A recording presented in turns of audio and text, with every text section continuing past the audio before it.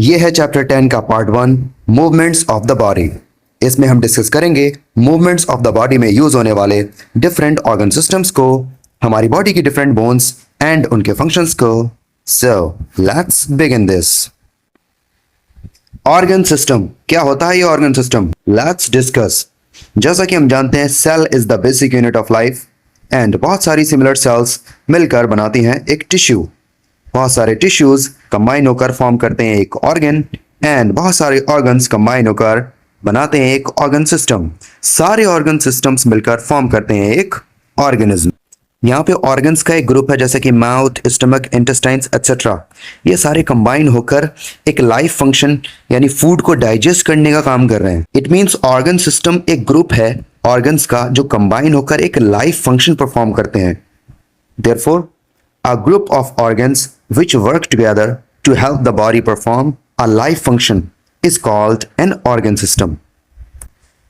Organ systems that help us move different parts of body. अब हम उन organ systems के बारे में बात करेंगे जो हमें help करते हैं different body parts को move करने में। So the first one is skeletal system. Skeletal system में स्कल होता है, रिब्स होती हैं एंड बहुत सारी बोन्स होती हैं। इन सारी बोन्स यानी पूरे स्केलेटल सिस्टम को आगे हम डिटेल में डिस्कस करेंगे। स्केलेटल सिस्टम मूवमेंट के लिए बॉडी को स्ट्रक्चर एंड सपोर्ट प्रोवाइड करता है। Next is muscular system. हमारी बॉडी में बहुत सारी मसल्स हैं, ये सारी मसल्स कंबाइन होकर फॉर्म करती हैं एक मस्कुलर सिस्टम। हमारी बॉडी की मसल्स बोन्स के साथ कनेक्ट होकर मूवमेंट के लिए फोर्स क्रिएट करती हैं। Next is nervous system. Nervous system में है ब्रेन, स्पाइनल कॉर्ड एंड हमारी पूरी बॉडी में फैली हुई बहुत सारी नर्व्स। नर्वस सिस्टम हमारी बॉडी के एक्शंस को कंट्रोल करता है। सपोज हमें अपना हैंड मूव करना है तो ब्रेन से spinal cord and the nerves के थ्रू हैंड को एक सिग्नल मिलेगा कि उसको कब, कहां और कितना मूव करना है। ये तीनों ऑर्गन सिस्टम्स मिलकर डिफरेंट पार्ट्स ऑफ बॉडी के मूवमेंट में हेल्प करते हैं, लेकिन इस चैप्टर में हम सिर्फ स्केलेटल सिस्टम को डिटेल में डिस्कस करेंगे। So this is the skeletal system और ये हैं इसके बहुत सारे parts. This is the skull, ये प्रोटेक्ट करता है ब्रेन को। दीज आर रिब्स, ये फॉर्म करती हैं एक केज जो कि प्रोटेक्ट करता है लंग्स एंड हार्ट को। These are the bones of the arm, ये हेल्प करती हैं हमें आर्म को मूव करने में। These are the bones of the vertebral column, ये हेल्प करती हैं हमें बेंड करने में एंड बॉडी को सपोर्ट करती हैं। These are the bones of the hip, ये हेल्प करती हैं हमें बैठने में, खड़े होने में एंड चलने में। These are the small bones of hand, ये हेल्प करती हैं हमें रिस्ट एंड फिंगर्स को मूव करने में। These are the bones of the leg, ये हेल्प करती हैं हमें चलने में। These are the small jointed bones of foot, ये हेल्प करती हैं एंकल एंड फिंगर्स को मूव करने में। Now let's discuss baby bones versus adult bones. A baby has 300 bones, but जैसे जैसे ये ग्रो होता है कुछ बोन्स आपस में फ्यूज हो जाती हैं या फिर ज्वाइन हो जाती हैं and finally it has 206 bones. Therefore an adult has 206 bones. Next we have functions of the skeletal system. So the first one is the bones of our body act as framework and give it shape. हमारी body की bones एक frame की तरह work करती हैं and body को shape देती हैं। बोन्स के बिना बॉडी एक शेपलेस मास हो जाएगी, कुछ इस तरह की, एंड इस शेपलेस मास को स्नेल की तरह क्रॉल करते हुए स्कूल जाना पड़ेगा एंड स्कूल जाते जाते पहुंचते पहुंचते इसको इतना टाइम लग जाएगा कि इसको रियलाइज होगा that it's too late for the school. इसलिए हमारी बॉडी में बोन्स का होना बहुत जरूरी है because the bones give our body support. जिस तरह से एक बिल्डिंग के पिलर्स बिल्डिंग को सपोर्ट करते हैं, एक आइडल या फिर स्टैचू का फ्रेम उस स्टैचू को सपोर्ट करता है, उसी तरह से हमारे स्केलेटल सिस्टम की बोन्स हमारी बॉडी को सपोर्ट करती हैं। The bones protect delicate internal organs. Brain हमारी बॉडी का काफी डेलिकेट यानी नाजुक पार्ट है, बट स्कल इसको प्रोटेक्ट करता है। इसी तरह हार्ट एंड लंग्स ये भी हमारी बॉडी के काफी डेलिकेट इंटरनल ऑर्गन्स हैं, इनको रिब्स प्रोटेक्ट करती हैं। The bones help us in movement. Bones हमें मूवमेंट में मदद करती हैं, like to bend, run, walk etcetera. And this guitar, हाँ जी, गिटार प्ले करना भी बॉडी का एक मूवमेंट है, लेकिन हम इसको लास्ट में करेंगे, अभी स्टडीज पे फोकस करते हैं। Next topic, injuries. Doctors who help to heal injuries of bones are called orthopaedic surgeons. वो डॉक्टर्स जो बोन्स की इंजरीज या फिर चोट को हील करने में मदद करते हैं उनको कहते हैं orthopaedic surgeons. The injuries of cracked or broken bones by accident are called fractures.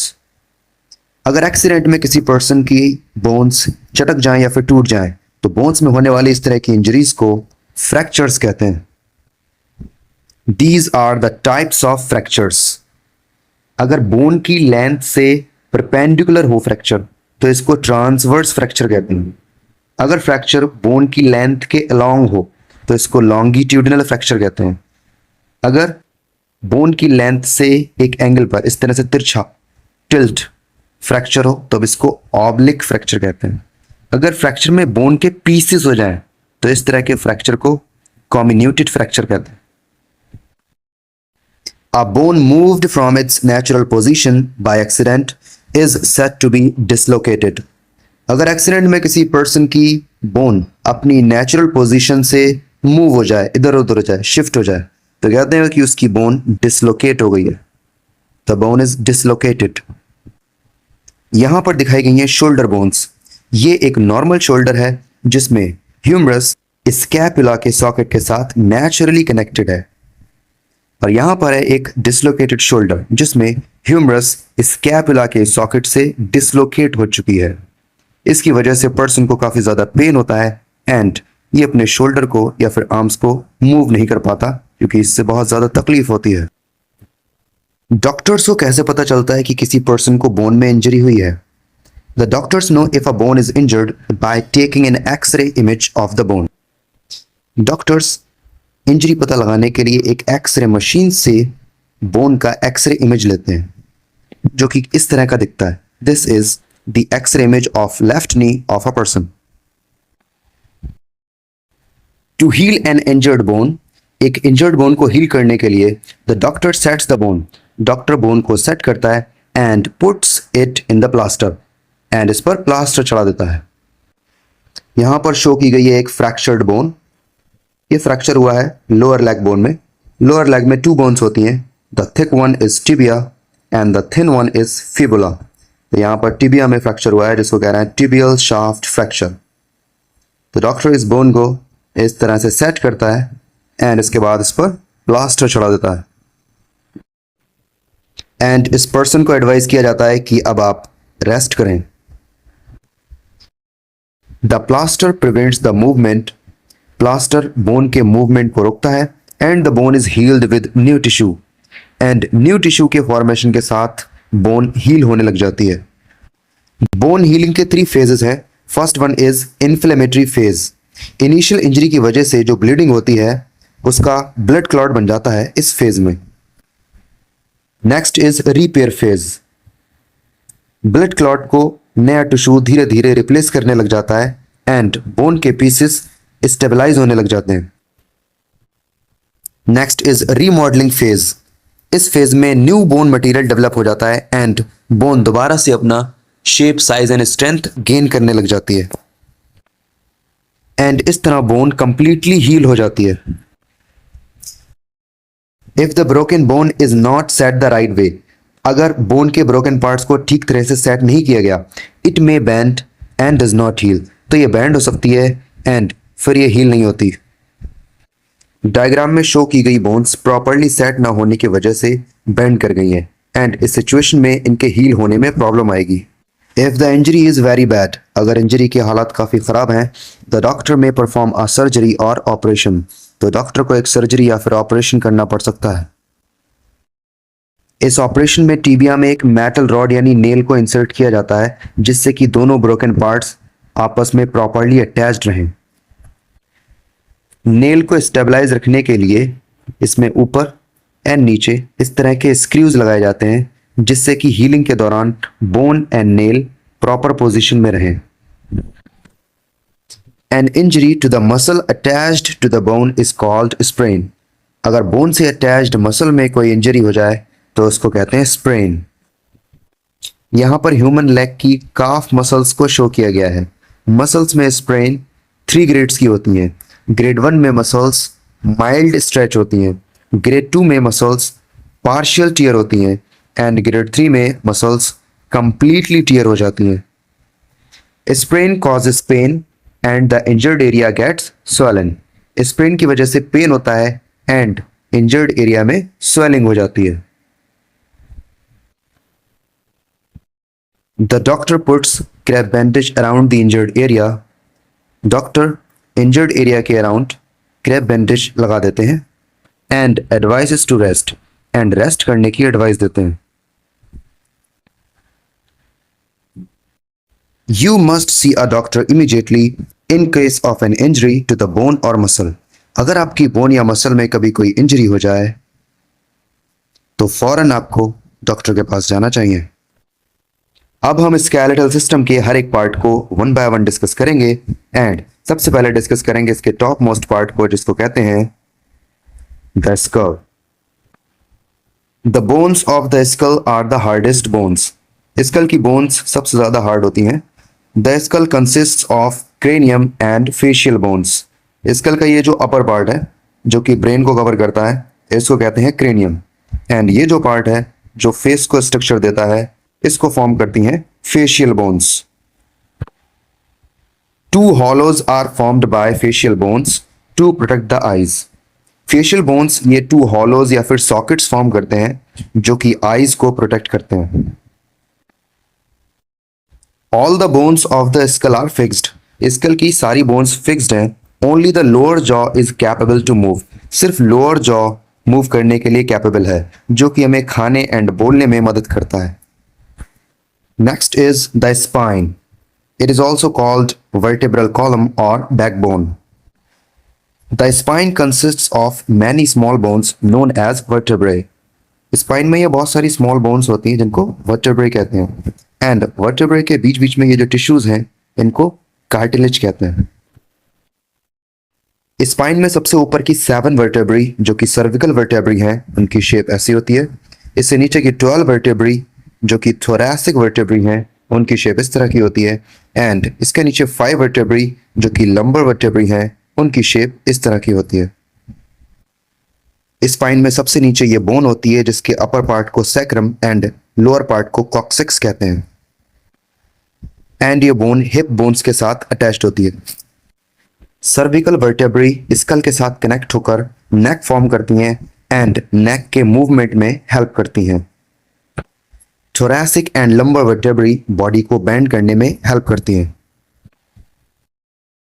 वर्टेब्री के बीच में ये हॉलोज होते हैं जिनसे स्पाइनल कॉर्ड पास होती है। Vertebrae join together to form a tube in which the spinal cord passes. सारी वर्टेब्री मिलकर एक ट्यूब बनाती हैं जिसमें स्पाइनल कॉर्ड पास होती है। स्पाइनल कॉर्ड नर्वस सिस्टम का एक पार्ट है जो कि ब्रेन से सिग्नल लेकर नर्व्स के थ्रू किसी भी स्पेसिफिक बॉडी पार्ट तक सिग्नल को ट्रांसमिट करता है। Between the vertebrae there is a rubbery tissue. Vertebrae के बीच में एक रबरी टिश्यू होता है विच इज कॉल्ड कार्टिलेज। इसको कार्टिलेज कहते हैं। कार्टिलेज की हेल्प से स्पाइन का मूवमेंट स्मूथ रहता है। इस तरह स्पाइन एक स्प्रिंग की तरह वर्क करती है जिससे कि रनिंग एंड जंपिंग के दौरान ब्रेन को कोई जर्क या फिर झटका ना लगने पाए। Next is the rib cage. Rib cage हमारे चेस्ट को स्ट्रक्चर प्रोवाइड करता है। इसमें कौन कौन से पार्ट्स हैं let's discuss. The bone at the centre of the chest is called breast bone और स्टर्नम। चेस्ट के सेंटर में ये जो बोन है इसको कहते हैं ब्रेस्ट बोन या फिर sternum. The strong, flexible, curved bones are joined to it called ribs। Breast bone से कनेक्टेड ये हैं वो strong, flexible and curved bones जिनको कहते हैं ribs. Ribs are joined to the vertebral column at the back to form the rib cage. ये ribs पीछे जाकर वर्टेब्रल कॉलम से अटैच हो जाती हैं जिससे कि रिब केज एक क्लोज्ड स्ट्रक्चर बन जाए। वर्टेब्रल कॉलम से अटैच्ड कुछ रिब्स हैं जो ब्रेस्ट बोन से कनेक्ट नहीं होती हैं। यहां पर शो की गई हैं ये unattached ribs.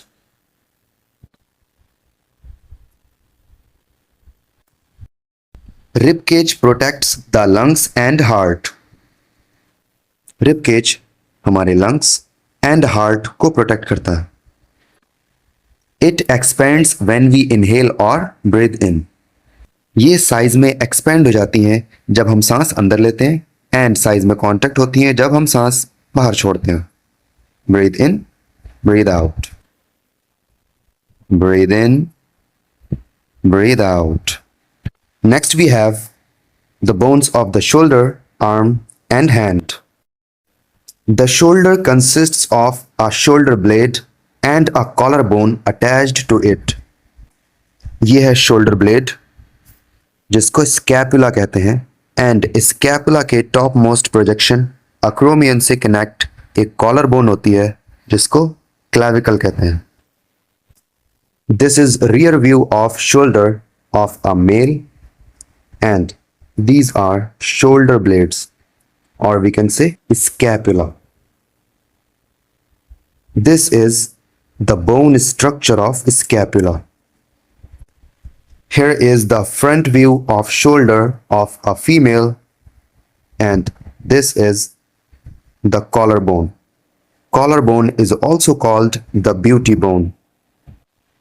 This is the bone structure of collarbone. Collarbone scapula के एक्रोमियन से कनेक्ट होकर ब्रेस्ट बोन को ज्वाइन करती है। These bones form the shape of shoulder and help in movement of arm.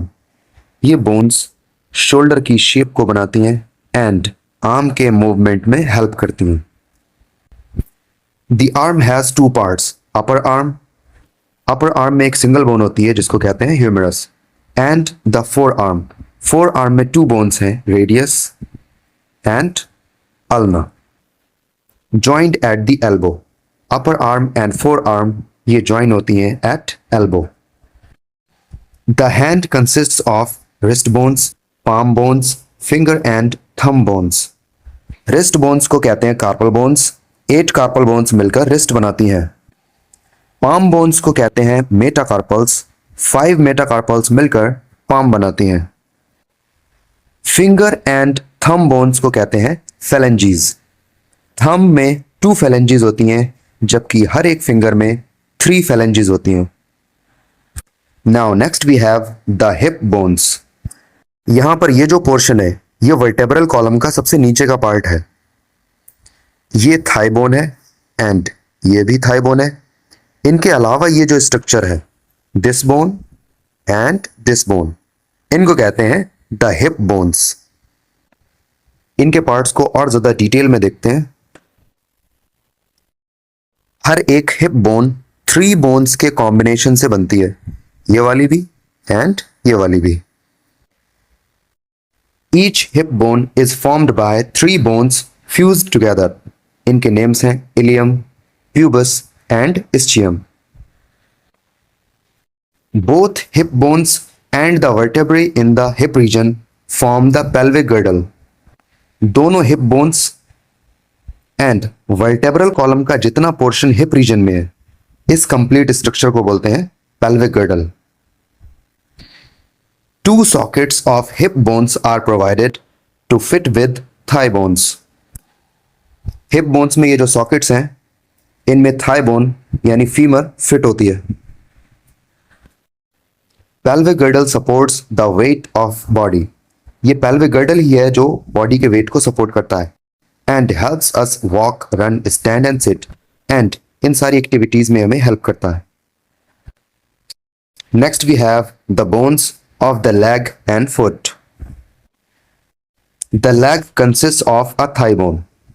ये है थाई बोन यानी अपर leg bone जिसको कहते हैं फीमर फीमर कनेक्ट होती है हिप सॉकेट में at the hip joint. And two lower leg bones, ये हैं lower leg bones, tibia and fibula. Joint at the knee, upper leg bones and lower leg bones join होती हैं at the knee. This is the knee joint. Knee joint को protect करती है ये bone जिसको कहते हैं पटेला और knee cap. The foot consist of ankle bones, four part bones and toe bones. Foot bones को जूम करते हैं। एंकल बोन्स को कहते हैं टर्सल्स, 7 टर्सल्स मिलकर एंकल बनाती हैं। फोर पार्ट बोन्स को कहते हैं मेटाटार्सल्स, 5 मेटाटार्सल्स मिलकर 4 पार्ट ऑफ द फुट बनाती हैं। टो बोन्स को कहते हैं फैलेंजीज। बिग टो में 2 फैलेंजीज होती हैं, बाकी की स्मॉल टोज में हर एक में 3 फैलेंजीज होती हैं। Bones of the foot with ankle form a bridge, foot की बोन्स एंकल के साथ एक ब्रिज फॉर्म करती हैं which support the body when we stand, walk और रन। ये ब्रिज बॉडी को सपोर्ट करता है एंड चलते हैं दौड़ते वक्त ये स्प्रिंग की तरह रिकॉइल होता है जिसकी वजह से चलने एंड दौड़ने में आसानी होती है। The flat footed people don't have this bridge, ये है एक फ्लैट फुट जिसमें ब्रिज नहीं है। And find difficult to run और walk for long duration, flat footed people को ज्यादा लॉन्ग ड्यूरेशन में चलने में प्रॉब्लम आती है, it causes pain. How to support these flat feet, flat feet में ब्रिज क्रिएट करने के लिए शूज में ये इनसोल ऐड की जाती हैं जिसकी हेल्प से फीट का पोस्चर करेक्ट हो जाता है एंड ज्यादा टाइम तक खड़े रहने, चलने या दौड़ने में मदद मिलती है, फीट में पेन नहीं होता। That's all for part 1. Stay tuned for the part 2. Thank you so much. और हाँ, playing the guitar is also a movement of the body. So let's do this.